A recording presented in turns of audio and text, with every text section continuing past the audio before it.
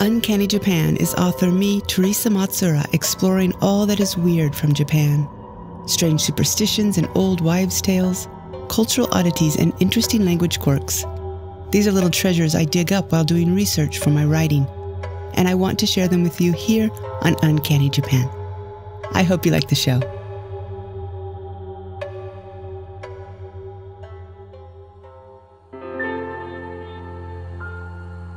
Hey everyone, this is Terry, and this is the In-Between podcast, the extra podcast, the bonus podcast, so to speak.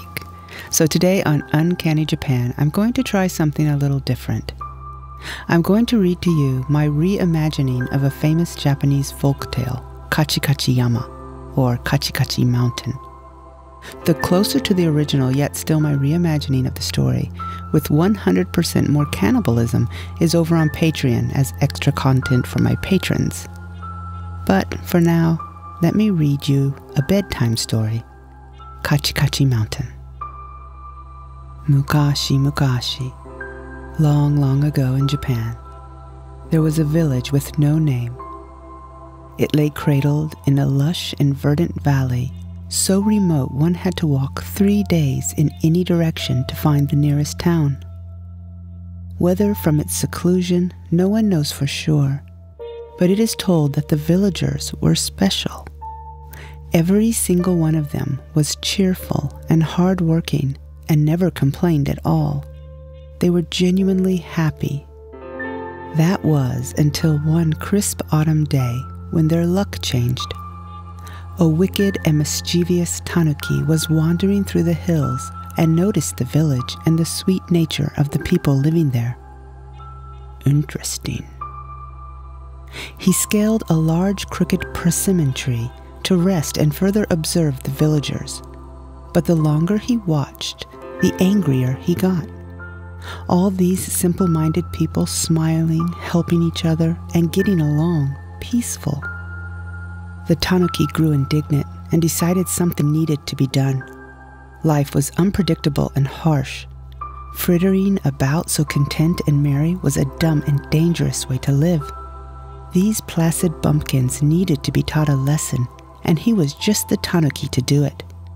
The animal curled up on a branch and fell asleep while hatching up his plan. The tanuki was no fool. He woke early the next morning and snuck into the fields. Sure no one was watching, he proceeded to take a single bite out of every vegetable he could get his paws on, every carrot, every eggplant, every zucchini. The tanuki had an enormous appetite.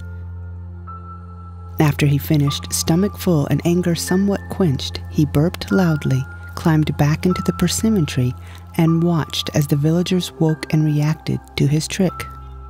Men and women cried out and shook their heads. Children whimpered and clung to their parents. What would they do? The fall's harvest was ruined. The tanuki held tight his fat belly, kicked his stubby legs, and laughed. His mood only changed when the villagers came to the conclusion the damage had been done by rabbits. Rabbits, the tanuki smirked. Rabbits. Old Lady Tora squealed. Old Lady Tora was the wife of Old Man Saburo and was thought to be slightly soft in the head. Everyone in the village turned to the mild-mannered woman, looking absolutely timid except for her wild white hair that fell messily about her shoulders and all the way down to her waist. The tanuki, too, narrowed his eyes and pricked his ears to listen to what she had to say. Little bunnies would never do such a thing, Old Lady Tora insisted. They're soft and friendly and kind. They come to me when I'm alone. The villagers exchanged glances and nervously shuffled their feet in the dirt. My best friend is a bunny, she added. I call her Usa-chan. The gathered crowd whispered uncomfortably, and Old Man Saburo was encouraged to take his lovely wife home to get some rest, which he did. The next day, sure that his wife, Old Lady Tora, was calm and not having another episode, Old Man Saburo headed to his rice field to think. Rice being a difficult crop to damage by simply taking a couple bites, all the rice fields in the village had survived the nasty tanuki's trick. The old man meditated while he rubbed the golden tassels between his fingers, but came up with no solution to their problem. He decided to return home. On his way back, though, as he came to pass the old persimmon tree, he noticed that it was laden with plump orange fruit. His wife, Old Lady Tora, adored persimmons. Surely she'd be happy to receive some of the tart treats. The rice farmer unshouldered his woven bamboo basket and began to pluck the ripe, dangling fruit when something smacked him hard on the head. Thunk. Ita! Old Man Saburo looked up to see a tanuki squatting on a branch, biting its knuckle to keep from laughing out loud. From the looks of the beast, it had not had a particularly easy life. Its fur was mangy and ill-colored, whiskers bent or snapped off entirely. Its right eye had an odd, angry squint, while its left ear looked as if a bite had been taken out of it. But truly, the animal's most startling feature was its grotesquely huge and sagging belly, so naked of fur that blue veins shone like spiderwebs through the pink skin. The animal noticed the old man's gaze and slowly scratched the area next to its protruding belly button. "Who are you? I've never seen you in these parts before," Old Man Saburo asked. The tanuki smiled, a yellow, greasy-toothed smile, making the old man's breakfast royal in his stomach. The animal then reached up, plucked a second persimmon, and without breaking eye contact with the rice farmer, took a big bite of the fruit before tossing it over his shoulder. "You." "Me," the animal announced proudly. The tanuki threw its head back and laughed, but the joy was short-lived. Happy in the village, Old Man Saburo was always patient and calm. Up until now, he never had the occasion to show that he actually had quite a short temper. Add to that he was also unusually spry for a man his age. Before the tanuki knew what had happened, it had been knocked off its perch and lay sprawled on the ground, trapped under a bamboo basket, the old rice farmer sitting on top, removing the rope he kept tied to his belt. "Oi, dashite yo! Let me out! Nani shiteru tsumori? What do you think you're doing?" the tanuki protested. Old Man Saburo didn't answer. He only thought to himself that he was a hero. A little while later, the old rice farmer double-looped another length of rope over a rafter in his living room. He then, with much effort, hoisted the smelly, foul-mouthed tanuki off the floor, and after tying and knotting it off, left the animal slowly spinning and swinging back and forth, upside down. "That is not a rabbit," his wife announced. Old Lady Tora didn't look up from her place on the floor, where she knelt in front of a pile of daikon, carefully using a knife to cut out the bite marks. "No, it isn't," her husband said. "It's the beast who defiled our crops. Whatever you do, don't untie him. I need to gather the others so we can decide what to do." He touched his wife lightly on the shoulder to make sure she understood. She nodded. As he turned to leave, he heard her mutter under her breath, "Soup." The old rice farmer chuckled at her response, thinking she was just as wise as she had always been, while the tanuki squirmed even harder. Let me down, I think I'm going to be sick." "Then you had better stop moving, hadn't you?" Old Man Saburo slid shut the door and hurried off. The tanuki took the rice farmer's advice and waited until he stopped swinging before speaking again. "Oh, that looks like hard work." "So desu ne," Old Lady Tora said. She didn't look up at the hanging beast. "I can help you, you know. I'm good at doing hard work. Look at my muscles."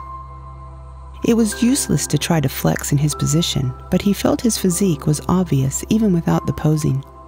The old woman didn't look up. "Oh, I'm fine," she said. I'm very good at doing hard work too." The tanuki cursed so loud he put a little spin on the rope again. He was no fool. He only had a short time before the farmer returned with the others. He thought for a moment and then came up with a better plan. "You know, all I really wanted was a friend," the animal said seemingly to himself. "Maybe that's why I've always misbehaved. I've never had a real friend." This time the old woman looked up. "If only I had someone to believe in me, to trust me, then I might turn my life around." "I can believe in you," old Lady Tora said, getting to her feet. No sooner had the rope been untied than the heavy tanuki plummeted to the floor, bounced once, tucked, rolled, reached over, grabbed a thick daikon, and with both hands bopped the old lady on the head. She collapsed, motionless. When Old Man Saburo returned with the rest of the villagers, they discovered the old woman unconscious on the floor, the tanuki missing. The old rice farmer wailed his lament and cradled his wife's head in his lap. He ran his hand through her long white hair and said over and over again, "Daijobu, daijobu. Everything is going to be okay." The villagers divided into two groups. One remained with Old Man Saburo to care for his injured wife. The other gathered farming tools and marched off to search for the vile tanuki who had done such a horrible thing and needed to be brought to justice. The rabbit, peering in through an open window, quietly slunk away, her own plan already formed in her little fuzzy head. The rabbit was quicker than the villagers and had a better sense of smell.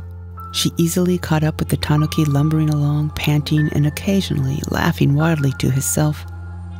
Quietly, the snow-white rabbit followed. She waited until the smelly beast tired and curled up under a bush to hide and rest. As soon as the rabbit heard the ugly animal's snores, she withdrew a rabbit-sized sickle from her rabbit belt and began hacking at the dry grass near the bush. The snores stopped, and the tanuki stuck his head out from the shrubbery. "Oi, you there, rabbit, what are you doing?" "Cutting grass. What does it look like?" "Oh, can't you see that I'm sleeping? Why do you need to cut this grass right here, right now?" The rabbit stopped her work and raised an eyebrow. She checked over both shoulders before hopping over. "It's a secret, but I'll tell you." The tanuki crawled out from his hiding place. Intrigued, "There is a flock of birds just over this mountain. Special birds." The rabbit pointed. "They are looking for grasses to make their nests, and they told me they'd trade chestnuts if I bring them some. The more grass, the more nuts." Now, one of the tanuki's favorite pastimes was eating, and he especially loved chestnuts.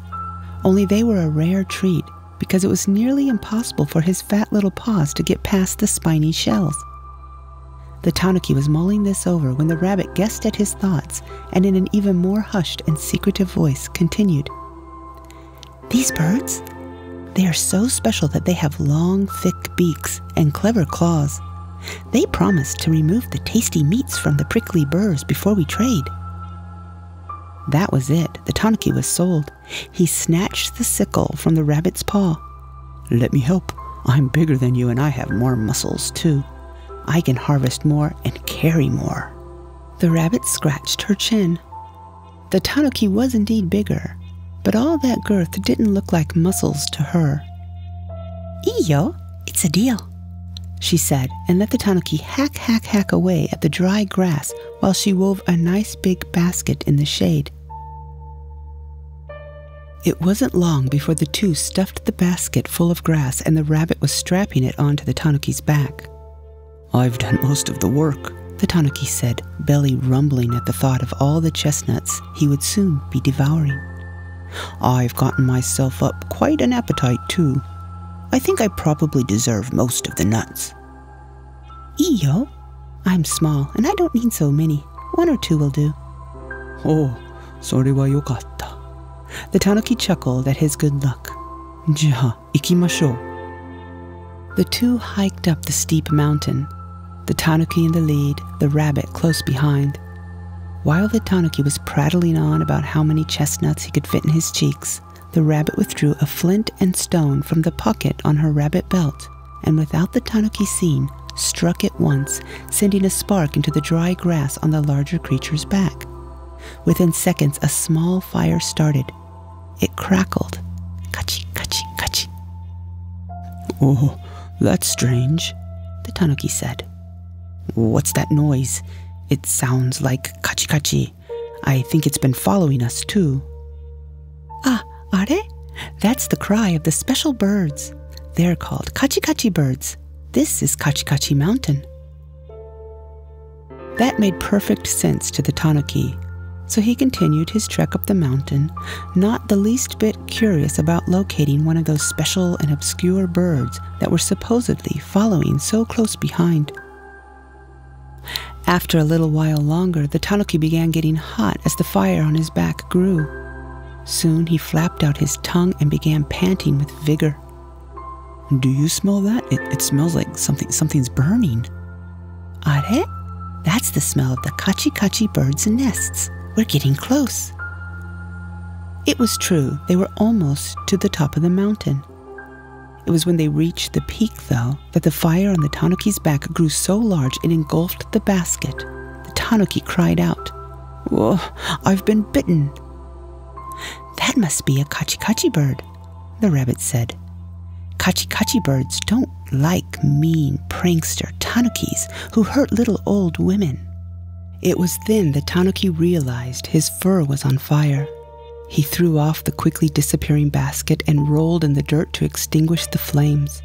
He rolled and rolled along the trail and all the way down the mountain, his rotundness adding to the speed and the comedy of his escape. The rabbit laughed and chased after him the whole way. When the tanuki came to a stop at the bottom of the mountain, he howled and scampered off to lick his wounds and think about what he had done. He found a hollow in a large tree near the lake.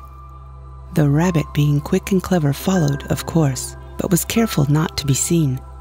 The pink-nosed fluffball's plan wasn't finished yet. The day after the Kachi Kachi Mountain incident, the tanuki poked his head from his hole and gasped, the strength draining from his plump little legs. There, on the other side of the small lake, the same unpleasant rabbit hurriedly hopped this way and that, into the forest and back, doing something.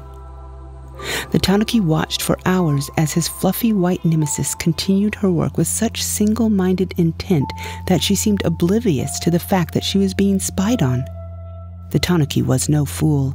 He was livid and he didn't easily forget.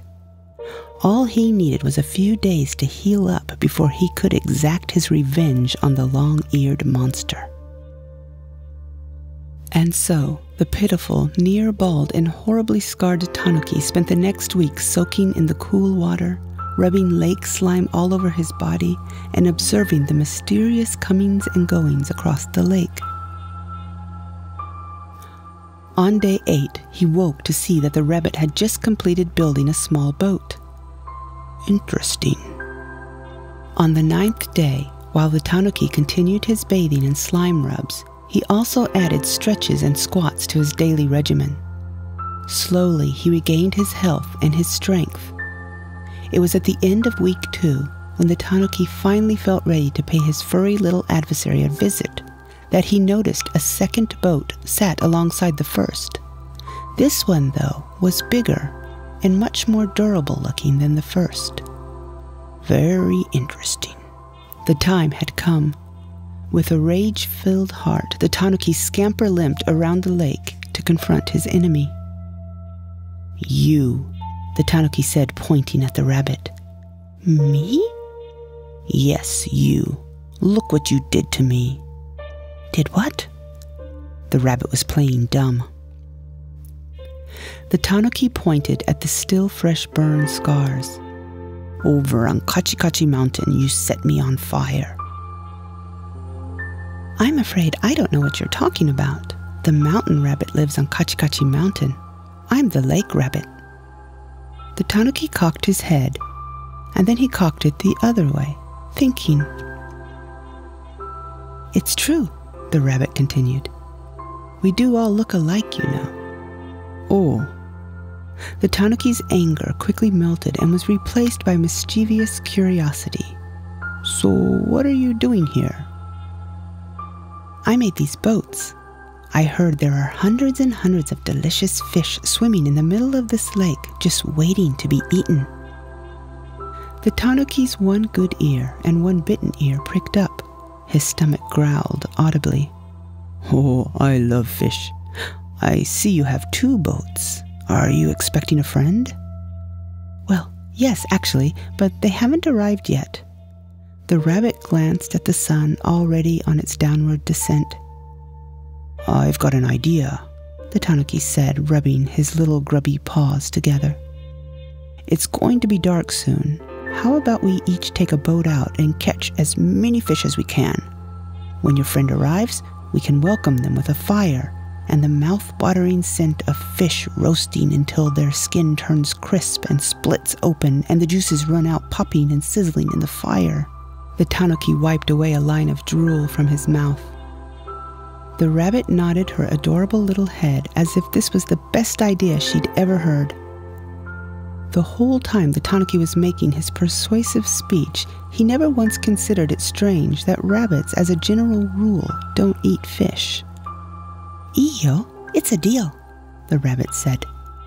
"But since I'm the one who built the boats, I want to take the big, strong clay one." "Oh, but look at these muscles."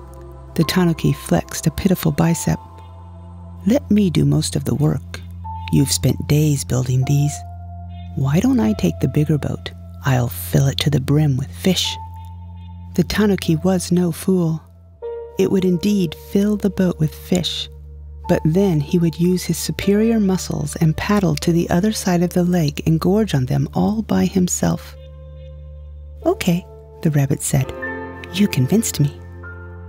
They pushed the boats into the water. The rabbit jumped into the little wooden one, while the tanuki climbed into the larger clay boat. After rowing toward the middle of the lake, they both reached down to grab a net to cast. It was then that the tanuki realized that something was wrong. He was ankle-deep in water. The boat was not only sinking, but it was disintegrating under his paws. "Oi!" The bald, big-bellied animal looked up to see the fur ball with ears giggling and rowing back to the shore. "Oi, oi, I'm sinking and I can't swim." The hull of the rabbit's boat slid into the sandy shore. The animal hopped out and bounced over to greet her friend. No, friends. The tanuki immediately identified the old rice farmer who had strung him upside down from a wooden beam. But there, standing beside him, almost unrecognizable, was his wife, Old Lady Tora, the one he'd bonked on the head and left for dead. She looked different than when he'd last seen her, younger. Her wild white hair was tamed under many boxwood and tortoiseshell combs. Her crimson and gold kimono, while not new, looked neat and was made from a fine silk. The old woman was smiling and looked, for lack of a better word, genuinely happy. She caught sight of the tanuki and began waving excitedly. She was saying something. It was hard to hear with the lapping water in the bottom of the boat.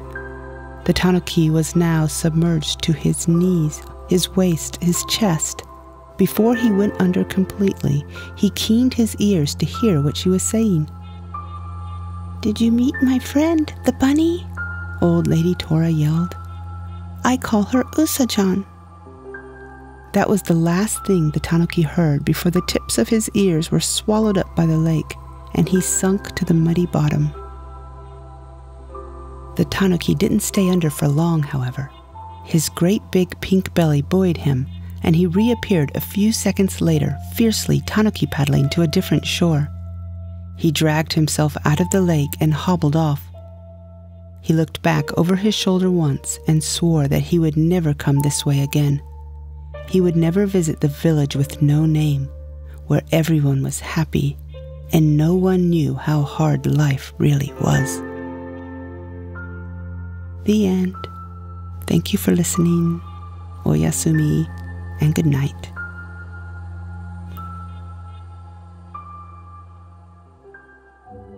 Psst. Hey, do you like scary stories?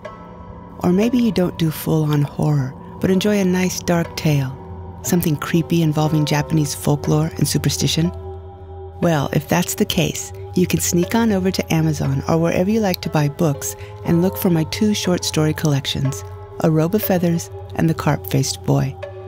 All you need to do is search for Thersa Matsuura. Let me spell that for you. Thersa Matsuura. Another place you can find me doing things is on Patreon. There, once a month, for my $5 and up patrons, I translate, retell, and record obscure Japanese folk tales. Some are dark, some are humorous, some are just weird. And lastly, another super sweet thing you can do is to write a review on iTunes. By doing this, you help like-minded people find Uncanny Japan. It's a little thing, but it means a lot, and it's a great big help. Thank you. I'm Thersa Matsuura, and I'll talk to you soon.